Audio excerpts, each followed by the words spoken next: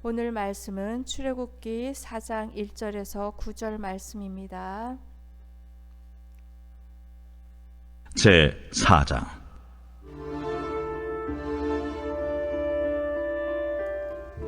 모세가 대답하여 이르되, 그러나 그들이 나를 믿지 아니하며 내 말을 듣지 아니하고 이르기를 여호와께서 내게 나타나지 아니하셨다 하리이다. 내 손에 있는 것이 무엇이냐? 지팡이니이다. 그것을 땅에 던지라. 곧 땅에 던지니 그것이 뱀이 된지라. 모세가 뱀 앞에서 피하매 여호와께서 모세에게 이르시되, 내 손을 내밀어 그 꼬리를 잡으라. 그가 손을 내밀어 그것을 잡으니 그의 손에서 지팡이가 된지라.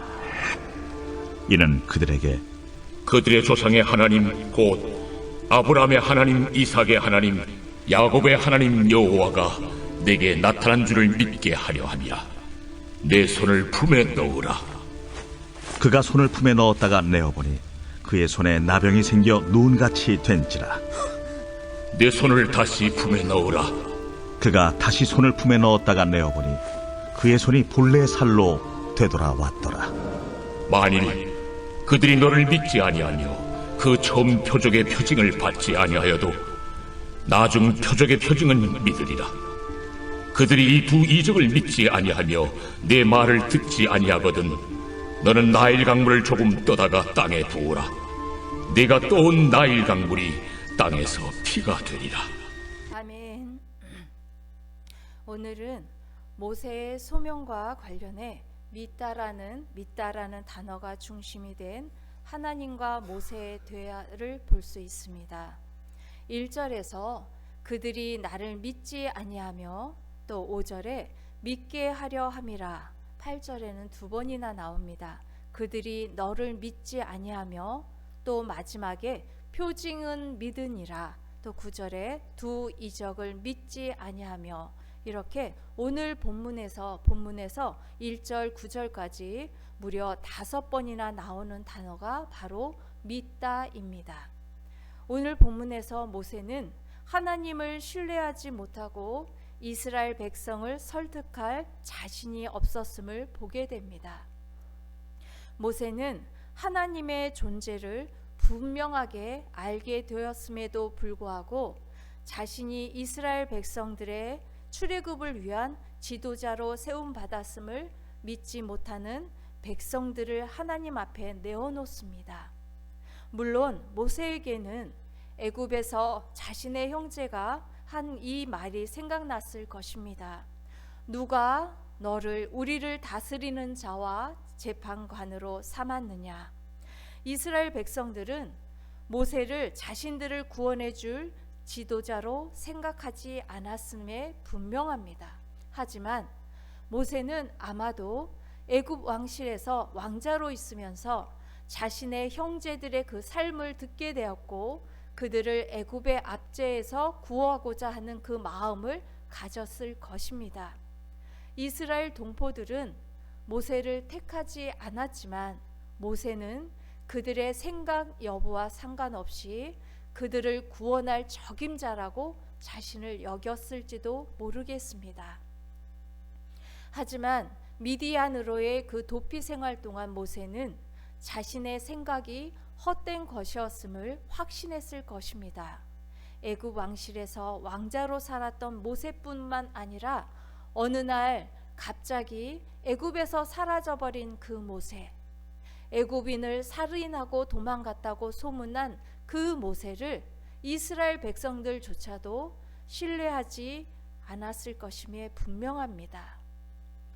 여러분이라면 미디안 광야에서 가축을 키우다가 또 키우며 살다가 어느 날 갑자기 나타난 그 모세가 어느 날 갑자기 나타난 모세에게 하나님께서 우리 이스라엘 백성들을 구원하시고자 저를 보냈습니다 라는 말을 듣게 된다면 여러분은 믿을 수 있으시겠습니까?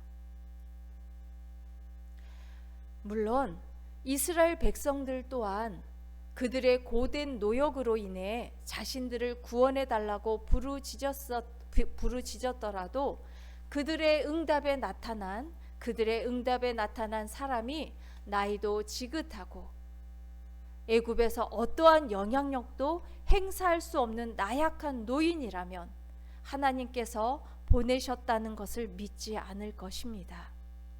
1절에서 모세가 말한 그들이 나를 믿지 아니하며 내 말을 듣지 아니하고 이르기를 여호와께서 네게 나타나지 아니하셨다 하리이다 라는 이 말은 마치 이스라엘 백성들의 생각을 대변하는 듯합니다.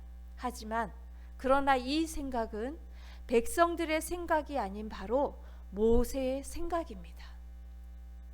이 장면은 마치 가고 싶지 않은 곳에 가야 하는 그 자식이 부모에게 이대로 갈 수는 없잖아요 라고 무엇인가 요구하는 상황처럼 보여집니다.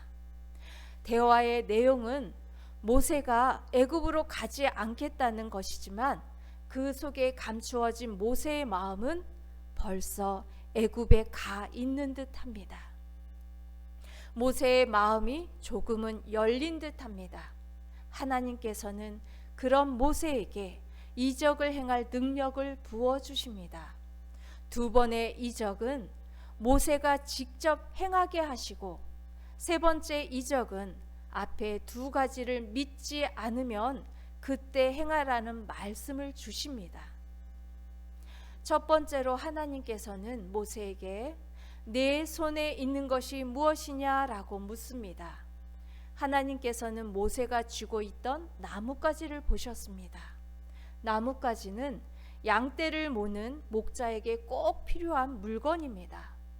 모세에게도 가장 익숙한 도구입니다. 대체적으로 사람들은 신이라면 뭔가 특별한 도구를 사용할 것이라고 생각하지만 하나님께서는 가장 보편적인 것을 사용하십니다. 그런데 모세에게 가장 익숙한 나뭇가지를 뱀으로 변하게 하는 것은 일반적이지 않습니다. 뱀은 하나님의 백성인 이스라엘을 괴롭히는 애굽을 상징합니다. 애굽 왕 바로의 그 왕관에는 두 가지 문양이 있습니다. 독수리 문양과 코브라 모양의 그 뱀 모양이 있습니다. 이 코브라 모양의 그 휘장이 붙어 있습니다. 애굽 왕 바로는 뱀처럼 두려운 존재입니다. 그러나 모세는 하나님의 말씀에 의지하여 그런 바로를 담대하게 잡습니다. 애굽 왕 바로에게 아무 힘도 행사할 수 없었던 그 모세였지만 하나님께서는 바로는 뱀이 두려운 존재가 아닌 지팡이와 같은 하찮은 존재뿐임을 알게 하십니다. 하나님의 주권 앞에서는 어떤 존재도 두려움의 대상이 될 수 없습니다. 하나님은 말씀으로 세상을 창조하신 분입니다. 따라서 세상의 어떤 힘과 능력도 하나님 앞에서는 무력한 존재일 뿐임을 알게 하십니다. 우리의 하나님은 당신이 원하시면 이런 이적들의 그 몇 배, 아니 비교할 수 없는 크고 기이한 일들을 행하실 수 있는 분이십니다.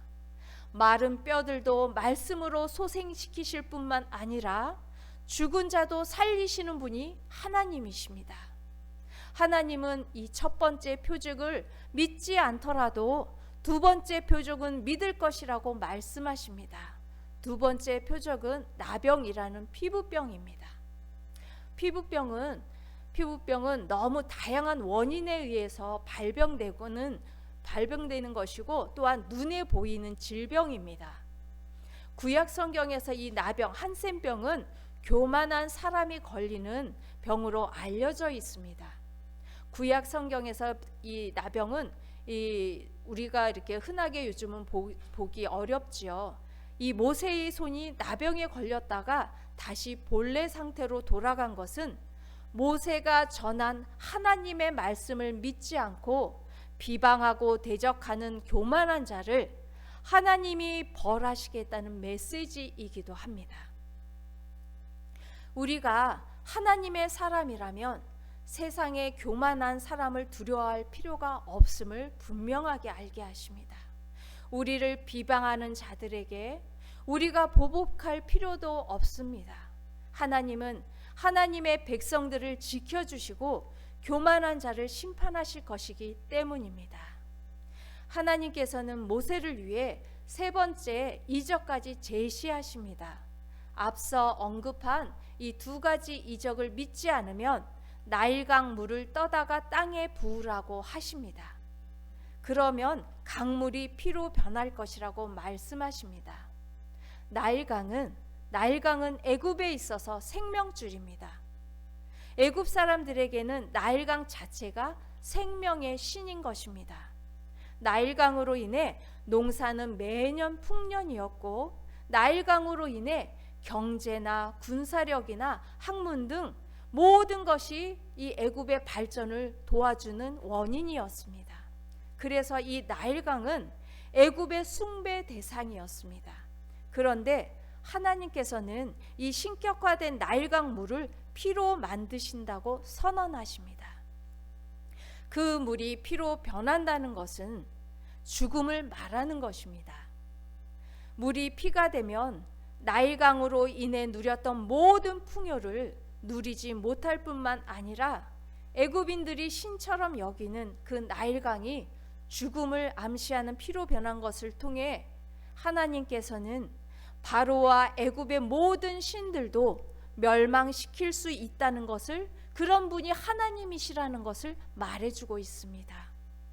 하나님께서 모세에게 지팡이를 뱀으로 변하게 하시고 손 이적을 보여주시고 강물 이적을 약속하신 목적은 하나입니다. 믿게 하려는 것입니다. 이적의 궁극적인 목적은 바로 믿음입니다.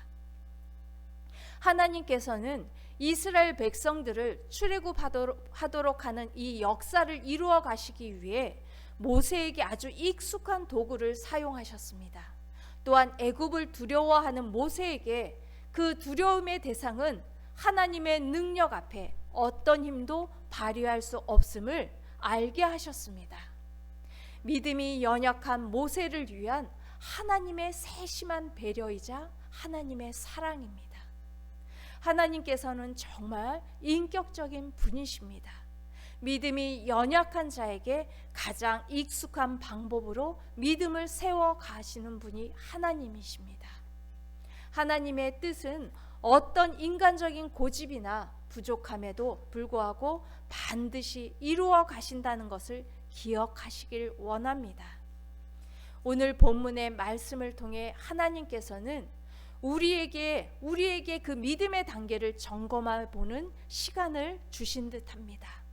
하나님은 이처럼 이적을 통해, 사건과 상황을 통해 우리에게 믿음을 주시기도 합니다. 하지만 그 첫 번째 이적에서도 두 번째, 세 번째까지 점점 강력한 이적을 통해서 얻어지는 믿음이 아니기를 원하실 것입니다.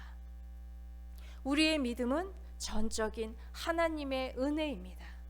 또한 믿음은 하나님의 말씀 안에서 더욱 굳건히 세워집니다. 하나님을 처음 대면한 모세의 연약함은 하나님의 말씀 안에서 더욱 강건하여졌습니다. 모세를 통해 애굽에게 행하시는 이적들은 모두 가시적인 현상을 통한 믿음이었지만 우리의 믿음은 말씀에 근거한 하나님의 약속 안에서 점점 더욱 강건하여질 것입니다. 오늘도 주신 말씀 안에서 더욱 굳건한 믿음을 세워가시길 원합니다. 또한 하나님의 전인격적인 만남이 있는 믿음으로 더욱 강건해지긴 삶이 되시길 간절히 소망합니다. 기도하겠습니다. 사랑의 아버지 하나님, 감사합니다.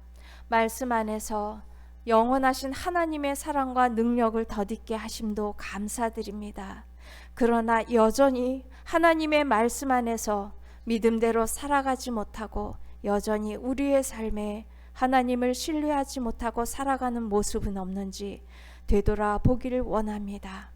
오늘도 주신 말씀 붙들고 기도할 때 험한 세상 속에서도 하나님의 뜻대로 살아갈 수 있는 믿음으로 채워주시기를 간절히 원합니다. 또한 질병의 고통과 여러 가지 어려움과 슬픔 가운데 있는 사랑하는 주님의 자녀들을 기억하여 주셔서 치료하시고 위로하시고 회복하여 주시기를 원합니다.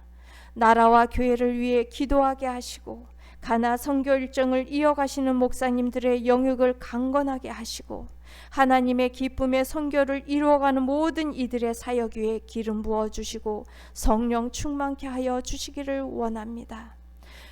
또한 교회학교 어린 심령들이 믿음 위에 더 굳게 서는 여름 성경학교와 수련회가 안전하게 또한 은혜롭게 마무리될 수 있도록 함께하여 주시기를 원하며 믿음의 주여 또 우리를 온전케 하시는 예수 그리스도의 이름으로 기도합니다. 아멘.